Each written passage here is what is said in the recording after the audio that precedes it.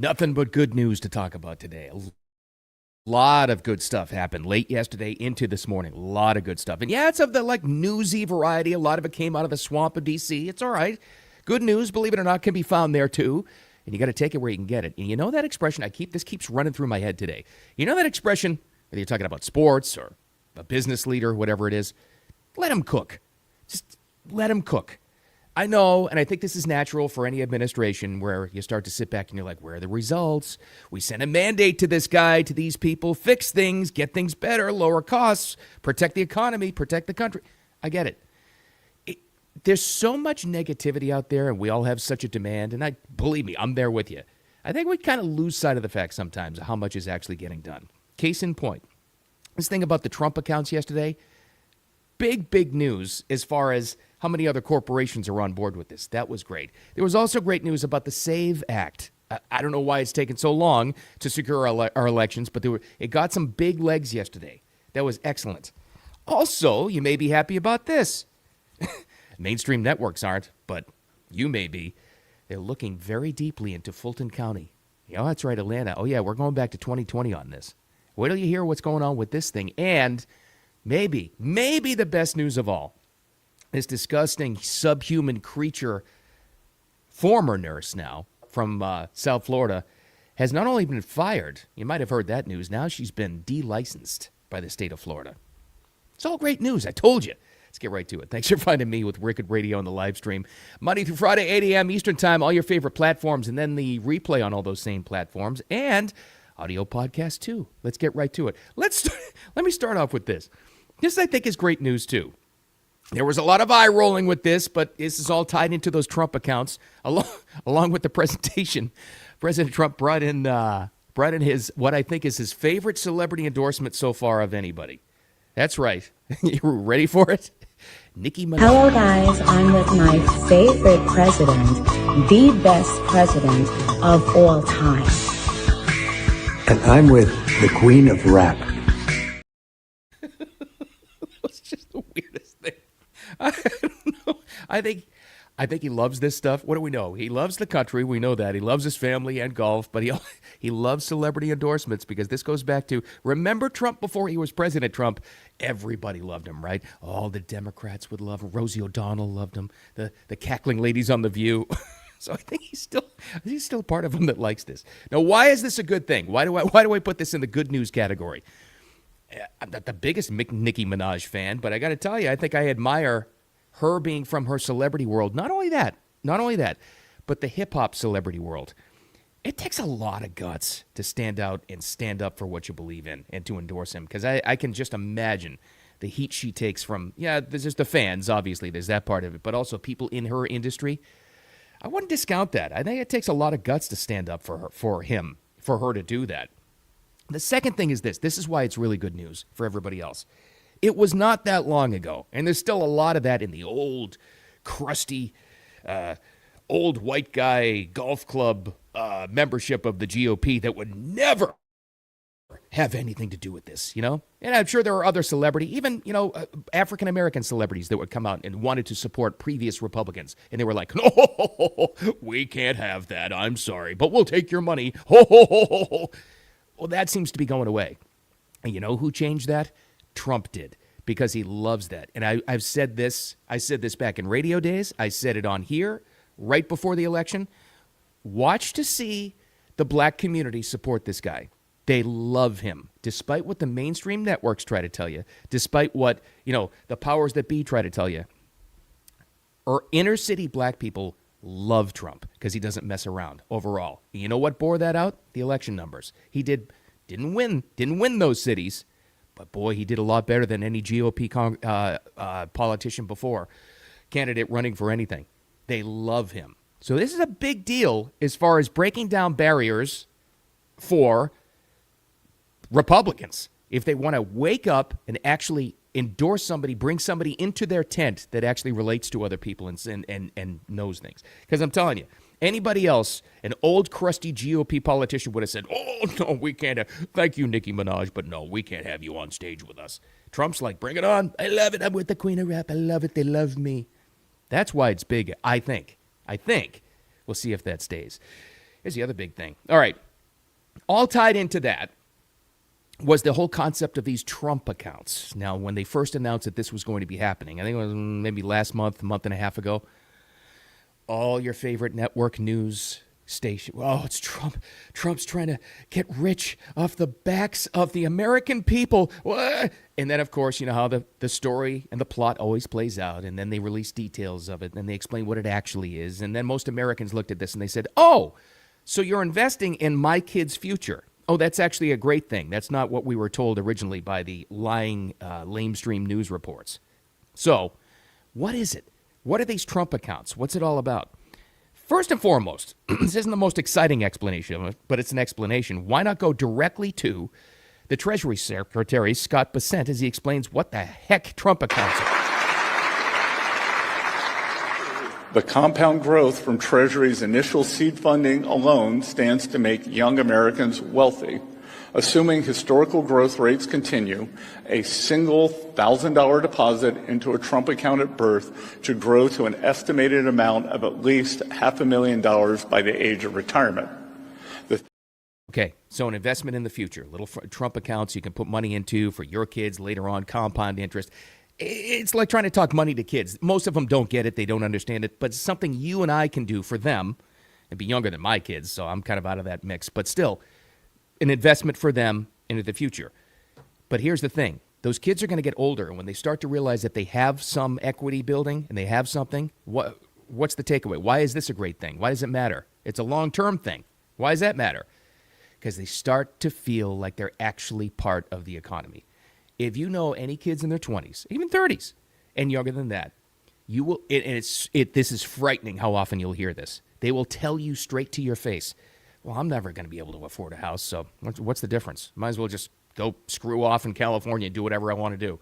It's frightening how often you hear this. They don't feel they're part of anything. This isn't going to fix that, but it goes a long way towards doing it. Okay, you go from Scott Bessent explaining it to the actual announcement yesterday. I also delighted to report that dozens of major employers have signed up to add the Trump account contributions to their employee benefit packages, including Uber, Schwab, Charter Communications, and many, many others. And just today it was announced that Intel, NVIDIA, Broadcom, IBM, Steak and Shake, Coinbase, Continental Resources, and Comcast have all signed up for really big contributions. Yeah, I just saw. I think Comcast was one of the most recent ones to sign on to that. That's huge. So there are employer contributions to this. So you can put it. I'm sure it breaks down like this. You know, you get your paycheck. You can decide how much you want to put into your 401k. Maybe there's a separate account now for the Trump accounts. All those companies involved in putting into it, and that's what I was looking for. Because when they announced this again, I'm like, it's okay. It's cool. It's a cool idea, but I said it out loud. I think the only thing that's going to make this work is if major employers and major investors start to go into this thing. And so far, what he said there with all those corporations, that's a pretty big list. Again, why is it good? Why does it matter? This is a long-term project. Because if you can somehow start to convince kids that they're part of this economy, that they matter, that they have a chance at the dream, owning property, having a great life, having kids of their own, that might be one of the most important things that, seriously, that could ever come out of this administration. And you can't like quantify it. This is just like, I hate to say it, it's like a feeling kind of thing. But if he can come out of these next few years with more hope for the future for kids, Gen X, Gen Z, millennials, that would be big. All right, let's get to something else that happened that was great yesterday. I know. I'm with you. I shouted it out loud why it's taken so long to even get the SAVE Act, which has been passed months ago by the House. Securing our elections, voter ID, you know the deal, cleaning up the voter rolls. Why hasn't it even come to a vote on the Senate floor? Looks like that's changing. Thankfully, finally. So this does a couple of different things. It's great news that it has legs, but also now we get to look at any senators. Now, the Democrats are going to vote against it, of course, because they can't win unless they cheat elections.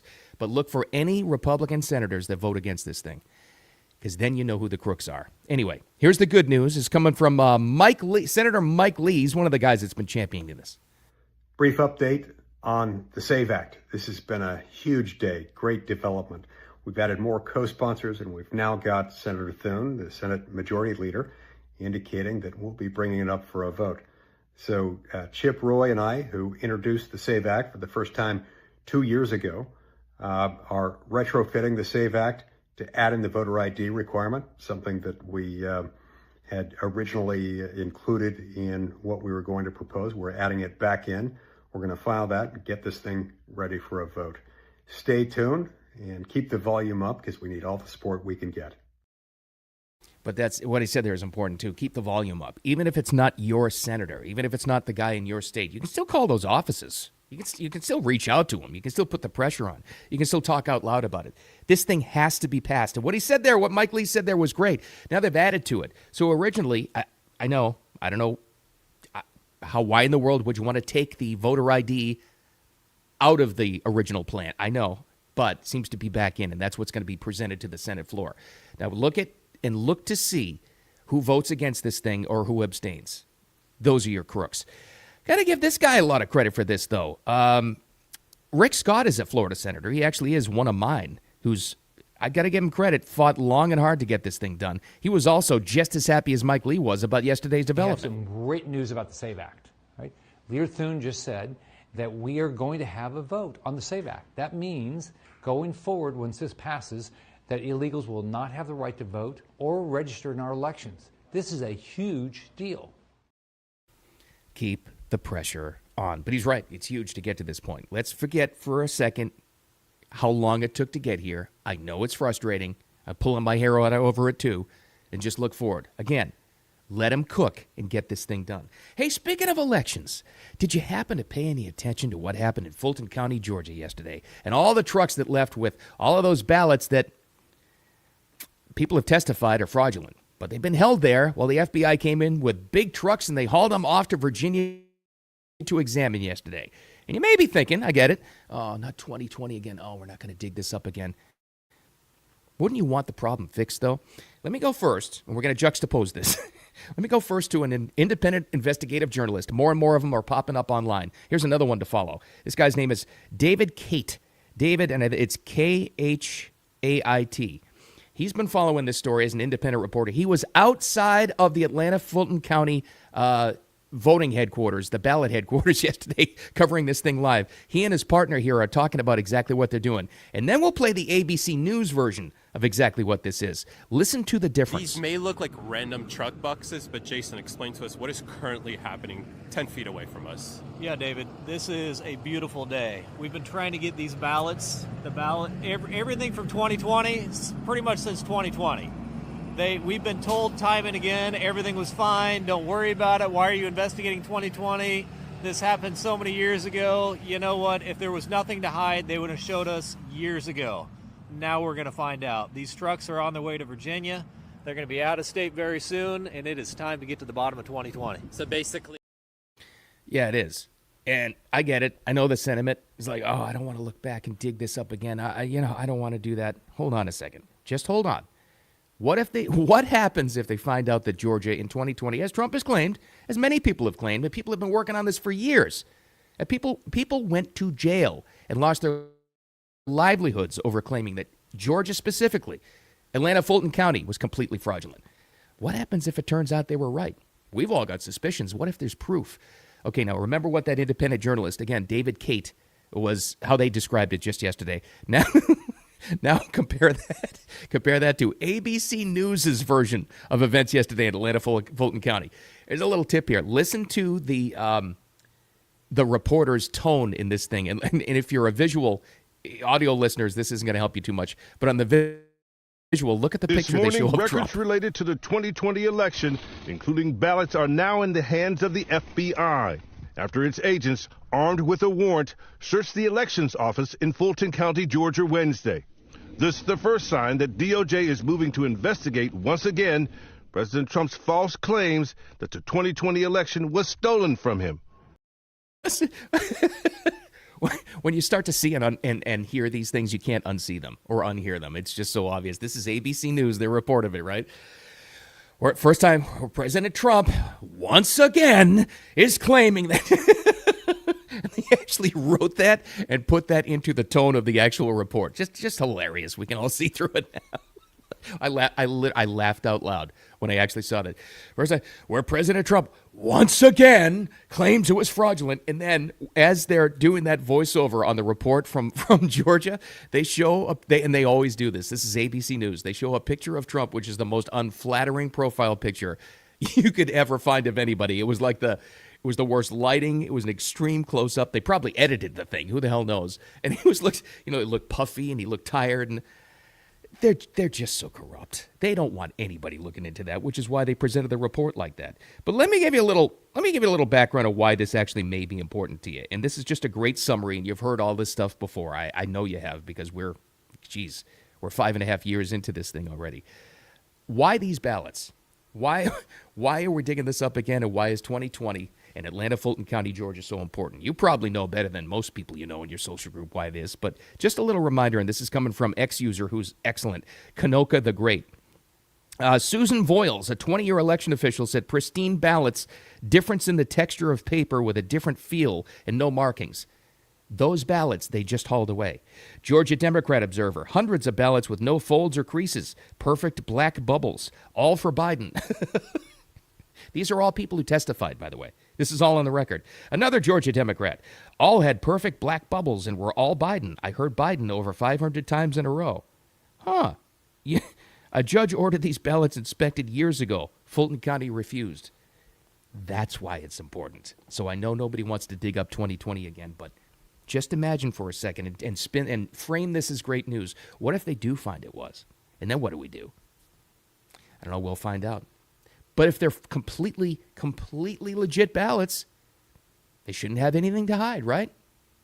That's all we're saying. Now, of all these stories of great news today, I got one more great piece of news for you. One more great piece of news. Now, the only bad part of this is you have to see or hear her face one more time. Remember from last week? And I know I railed online and offline about her. Lexi Lawler, the disgusting subhuman creature who was working in healthcare. And isn't it frightening how many of these subhuman creatures find themselves in healthcare? That's a problem. But they're starting to root it out. Because here's the other thing. They can't stop talking. Here's a reminder. I won't play too much of it, just so you remember how disgusting she is. As a labor and delivery nurse, it gives me great joy to wish Caroline Levitt a 4th degree tear. I hope that you fucking rip from bow to stern and never shit normally again, you cunt.